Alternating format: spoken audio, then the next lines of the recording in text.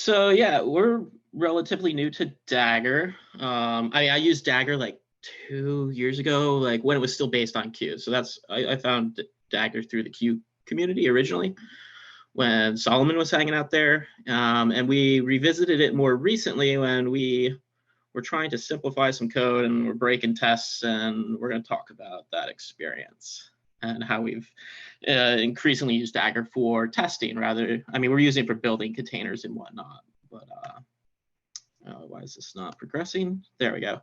So just a little bit about us to give a bit of a context. We generally build Q-powered developer experiences, primarily a code generation framework that uses Q as a data source, and it's kind of like text templates at scale.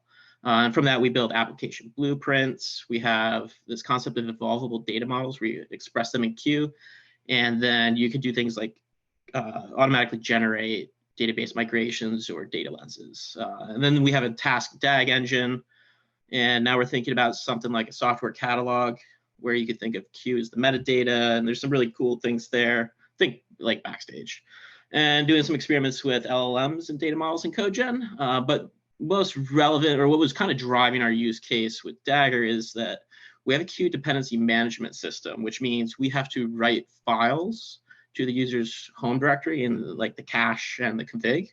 And then when you're doing code generation, you want your output to be formatted. So that in order to do that, like on everybody's machine, we use containers. So we're doing two things. We're writing to like the home directory, and we are running containers in the background. And so we want to be able to test these things. And so the way we do this, I'm going to show a lot of code today. Is there's this tool called test script out of the Go compiler source, and QUlang uses this as well. And these are some. So I should say we build a command line tool. And so how do you test a command line tool that's like doing these sorts of things? And let's see, where do we have one of these? Something like, you can look at one of these files. Oh, I'm in the wrong folder, sorry. If this is one of our testing files for formatting. So what it's got these files here, where you have it essentially mocks a file system, and you run commands in it. And this is really powerful because you just have directories of these things. So this is what we use, right? And so the problem is that this thing is mocking a home directory. So how do you test tools that write to the user's home directory? Well, you don't want to actually write to your own home directory and do all sorts of crazy things there. So the way this tool works is it mocks it. Well, when you're doing all these file system manipulations, this becomes a problem because they're messing with the current working directory and the home directory. And we had to start having code to deal with this. So we had production code that like was aware of like testing peculiarities. And so we wanted to remove that, but it broke. So we said, what if we could just use a real environment, like a container, test with a real home directory. So we have more realistic things. So the general idea here for us was we build up, we do the traditional build in Dagger of our tool, and then we have a running container at the end of that. You have this layer, like your last stage of a multi-stage Docker file, and then on top of that, we can just add one file, one of those tests, and then run the test. And this gave us we loop over this, and I could show you where this is. Oh, clicking on things. Where did we go? Okay. Wait, I want to see. Okay. These files are down in here. Let's see, test Dagger. I think, so this is, maybe I'm just showing patterns. We're pretty new, so I'm still trying to figure out Dagger patterns. So I'm really curious what other people are doing here. But we build up this base image and fetch dependencies. This is like that typical build step.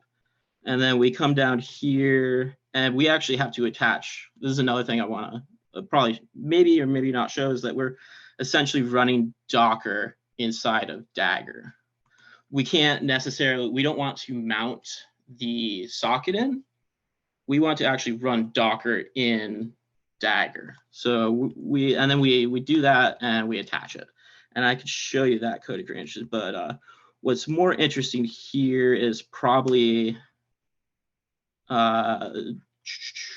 maybe when we run an entire scripter, we grab that source, and then we get the entries with Dagger, and then we just loop over those, and we create a pipeline for each one of them, and then there's adding the file, and then just running it.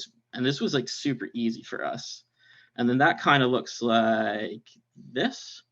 So we're coming from Docker and Docker D&D or dind and Golang. Those are our images. We do the depths, the builds, and then we have this runtime. Then we set up some environment variables, and then we attach Docker, sanity check, and then down here's where we're just like, we're going to test the mod area. And so this thing is like going out and making actual Git requests to get dependencies off the internet, and then run some tests on that and various things like that. And so this was how we, improved the correctness of our testing. Another thing we did was, so I mentioned this. We are doing this. We need to, like Dagger, we want to support everybody's runtime. We weren't fully able to get this in Dagger yet. We have Docker D and Dagger working, but Nerd Control and Podman don't like to talk to the container D socket over TCP, only like sockets, it seems. So I think there's an open issue around container to container socket mounting. So we're looking forward to that. Right now we're just, spinning up cloud VMs with Packer to do the same thing. And it's actually driving that process with Dagger still. We're really kind of liking the functional approach to Dagger rather than writing YAML, honestly. Or Q. I actually much prefer the SDKs to the Q SDK at the time. So yeah, we're also testing architectures this way. That's actually just like another, you think of this as like Dagger matrix testing, I think. Where are those? I think those are all up. My Dagger code's a mess right now. We still haven't figured out how to like organize Dagger code yet. So we have this one Dagger file here. I'm not even sure if the architectures are in here, but we're just kind of looping over these and building similar, we're using code here, copy pasta here, loop over the runtimes. This is like stuff a user would have to do to make it so it's pseudo-less, whatever runtime they use, although Podman seems to be that way. Anyway, and this is like just crude testing for the time being. It's more of a sanity check. And then let's see. Then there's this other thing this was actually what I did originally with Dagger 2 years ago when I was Q-based. I made this Harmony project, and the whole concept of this is like, how do you test downstream projects before releasing new code? You want to, instead of shipping a new version and users coming to GitHub and saying like, hey, you broke my code or this isn't working anymore. What if you could test those changes before even releasing that code? And so Dagger seemed a really interesting way to do that. And so the general concept is you build up a testing environment for your project with the kind of tools pre-built that they would use in the end. So it's like that production build, but then maybe some extra stuff around it. And then the idea is like to make it really easy for projects to be registered with your system, and then make it easy to inject any tag commit or even like your current working code that's not committed yet into that environment. So I could show an example. Essentially, you're just like, where is that stuff? Where did I put that? CI Harmony. So the core of this is this, we define it in Q. There's basically, you set up like, these are the things I'm going to set versions for. And then essentially users create a group, and then they have test cases with a name under that. So we can kind of like structure them. But it's really just a Git URL ref. What type of environment? This is kind of like application dependent. We have two ways of using Hoff, as a CLI or as a package. And then like some scripts. This is a rewrite in like a few hours of that Q-based one to the Go-based SDK. And then the key to this is, I think, this is kind of like how you inject a version. Like it is very like application dependent, but essentially what we're doing is like go mod editing in a specific version to, so if a user is using our SDK, they have a go.mod, and we'll go in and like clone that and then inject our versions so that we can test their code in, let's see, I think this is the driver here. This is another pattern I'm looking at. How do we, I think Project Zenith is thinking about this as well. How do we have, like everybody's building like CLIs around Dagger to allow things like, hey, I want to just set the actual version at the command line when I invoke it so that I could like just do it by hand and test things out. The core here is you load up the source and then you harmonize, what we call harmonize. That's where we're injecting the Q version here into the Go mod. And then you do your normal build process, and then we end up with a container. So this is harmonizing Hoth.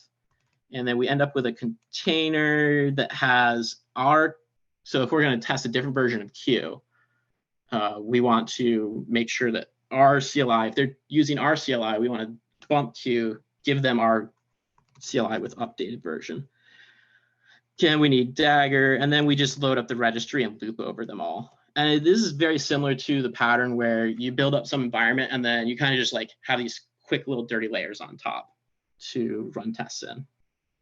And I think that's all for now. I guess maybe with the maybe a few minutes I have remaining, like open it up for questions.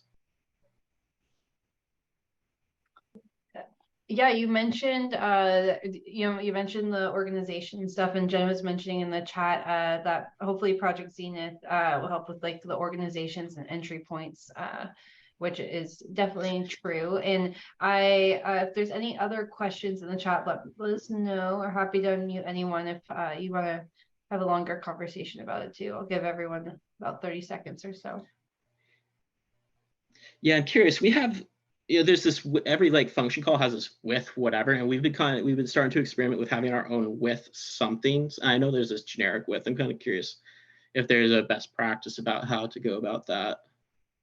And you can see we do a lot of like less chaining, I think. If you come up here, we aren't necessarily like chaining the same way, or we do, we pass a container and a source directory to these helpers and then return a new container and then use that. You can see this chaining happening, deps, builder. It's still kind of like chaining.